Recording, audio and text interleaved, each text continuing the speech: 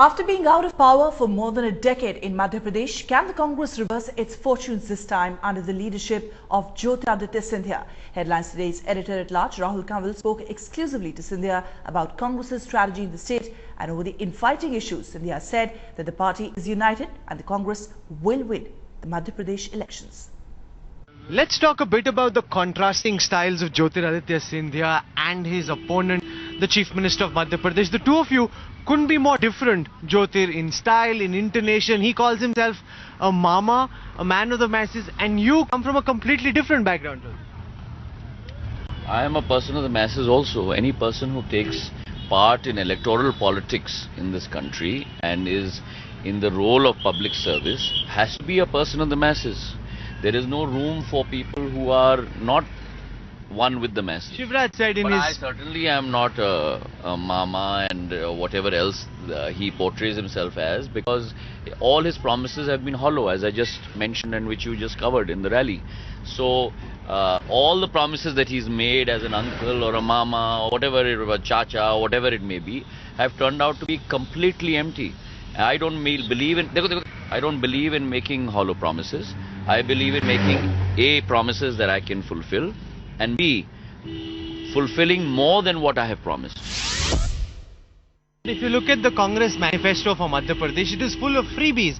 It almost seems as if the level of desperation to try and get back to power is so high that the Congress is promising the sun and the moon in the manifesto, promising to give everything to the people of Madhya Pradesh for free. How will you deal? You spoke of indebtedness earlier. How will you deal with indebtedness and the sort of freebies you are promising? I certainly believe that prudent fiscal management is important.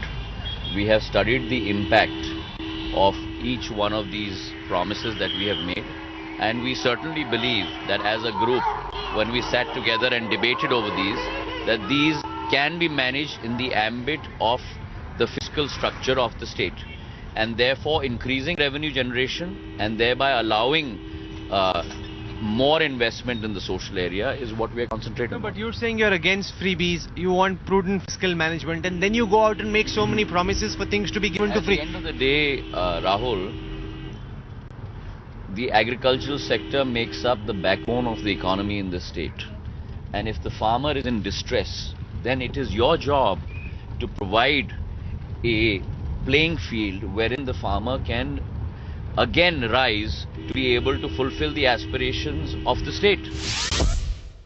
What do you make of the work that's been done by Shivraj Chouhan in the last 10 years? He's a man of the masses, deeply beloved, very hardworking, and if you see electricity supply, if you see road networks in Madhya Pradesh, they're a lot better than they were during the Congress regime. I am the Minister of Power, and if you look at the electricity supply, he promised 24 hours of electricity.